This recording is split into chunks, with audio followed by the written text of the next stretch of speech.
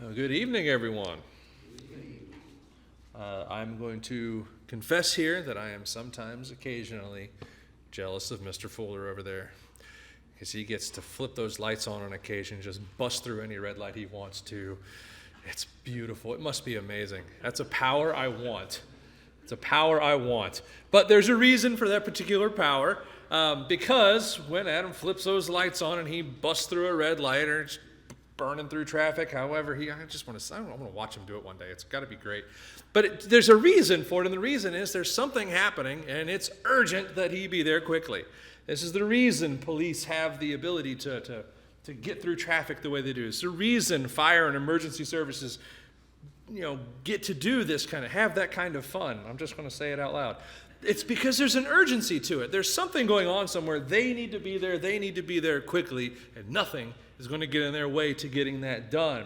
And I want to take a look at the idea of urgency for just a quick moment tonight, especially in light of the scriptures and our duty as Christians. And I guess if you want to get down to the other base of it, our duty as human beings toward our God about urgency. And you think about some examples of urgency in the Bible. If you go back to Matthew chapter 14, verses 29 and 31, or in that general area, we find they're out there on the water, and Jesus comes walking out to them, and they're a little freaked out by this, honestly and easily so. So they're a little freaked out by this, and Peter says, hey, if it really is you, just have me come out on the water with you. And so he said, come. And when Peter was come out of the ship, he walked on the water to go to Jesus. But when he saw the wind boisterous, he was afraid and began to sink. He cried, saying, Lord, save me. And immediately Jesus stretched forth his hand and caught him and said unto him, O thou of little faith, wherefore didst thou doubt? This thing here, I just love the allegory here that comes up this with him saving him. He says, Lord, save me. And again, give me a minute. I'll wait till you learn your lesson. You got a few more feet to sink. No. He immediately reaches out his hand to grab him. And this urgency that he had when helping Peter is a great example for us. It was not something he decided to wait around till he felt like it, till he had a good, like I said, he learned his lesson. He immediately grabs it. When you find that the Ethiopian eunuch in Acts chapter 8, you find even Philip and the eunuch together at the same time, when you think about the urgency that they sense there. Because the Spirit tells Philip, go near, and go near, join yourself to this fella. And Philip saunters over quietly. No, Philip runs. He starts running, and me, I don't run unless, I have to say that if I'm running, you should probably try to keep up. Something is really wrong. He runs because there's an urgency to this. The Spirit says, go talk to him. Go and join yourself to him. Well, great. And at the Spirit's command, he runs. He knows that there's some urgency to this. He runs to teach him. But a little later on, after they're talking, he's continuing to talk. He's preaching to him. And see, we have in verse 36, they went on their way. They came to a certain water, and the eunuch said, see, here is water. What's stopping me? What's holding me back from this? And of course, Philip, we all know, is if you believe with all your heart, as in the King James there, thou mayest. And he says, great, I believe this, we're commanded to stand still. They go down to the water, and they baptize him right there. There was urgency to it. And I hope we can see the urgency that throughout the New Testament. There are lots of examples there, but here's just a couple of them, that when something needed done by command of the Spirit, by the teaching, the ability to help someone, the ability to save someone, it was something that was done urgently. And the reason for it being such an urgent thing is, well, for you yourselves know perfectly that the day of the Lord so cometh as a thief in the night. It's 1 Thessalonians chapter 5 and verse 2. It comes as a thief in the night. We don't know when it's coming. Read a little more clearly. Mark 13:32. But of that day and that hour knoweth no man. No, not the angels which are in heaven, neither the Son, but the Father.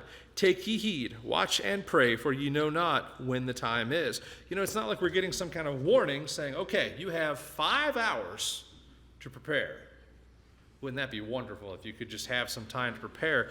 But, known time to prepare. I apologize for saying that badly. But the idea is without the warning of times coming, that means we have to be ready at all times. We have to be ready at all times. And the problem is sometimes we get into traditions occasionally, traditions that will cause us to wait on something. But the thing is, we can't wait to help. We can't wait to teach. We can't wait, and this is one of my favorites, for a special service to get everybody together to baptize them all at once. We can't wait for those kinds of things. Examples that we have of this, Acts 16:33, and he took them the same hour and washed their stripes and was baptized, he and all his straightway. In Acts 19:5, and when they heard this, they were baptized in the name of the Lord Jesus. In Acts 22:16, and now why tarriest thou? Arise and be baptized and wash away thy sins, calling on the name of the Lord. Every time you find this, somebody being baptized, somebody coming to a knowledge of Christ and deciding to be baptized, nobody said, okay, great. Well, let's see, today, okay, so in 2.5 weeks, next Saturday, we're all going to get together down here by the river, and we're going to have a special little service, so we're going to baptize everybody there. We don't hear this. We have urgency. They find the nearest water, and they get the job done. When somebody needed teaching, man, they got it done. I'll even say this, and I'll buck some tradition here real quick.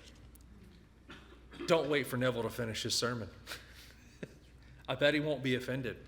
Because it's tradition again that, we have this invitation song after the lesson or after the Devo.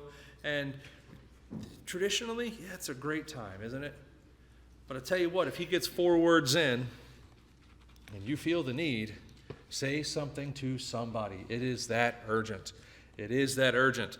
Nobody's going to be offended at the idea of somebody needing to answer a gospel call, before the second verse of the invitation song.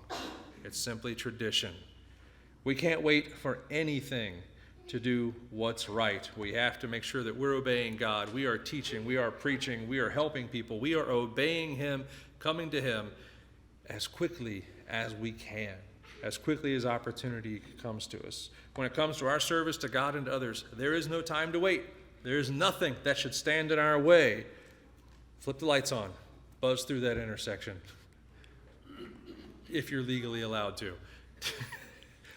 But get there, and get there urgently, because it's an urgent matter.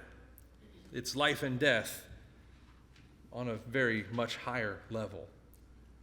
Don't wait to straighten your life out if it needs straightened out. Don't wait and think, well, I'll get where I need to be and then I'll come. No. You come as you are, and you will be made as you should be. Don't wait till you think you know everything you think you're supposed to know. You know what you need to know? He came. He died. He was buried. He arose. After that, the rest we're going to teach you. We'll help you. You'll learn. You'll read. Don't wait for anything. There isn't a better time than now, because now may be the only time we have. Think of it urgently. Act on it urgently, whatever your need be. If it's for the prayers of the saints this evening, or baptism for the very first time coming to Christ, or again, just needing the prayers of the saints and forgiveness for something that's crept back into our lives, now is perfect. Matter of fact, 5 minutes ago would have been even better. But if we've got a conviction that we have to work out now is perfect. We may not have tomorrow to fix it. Let's do that, please, if you would, ironically, while we stand and sing.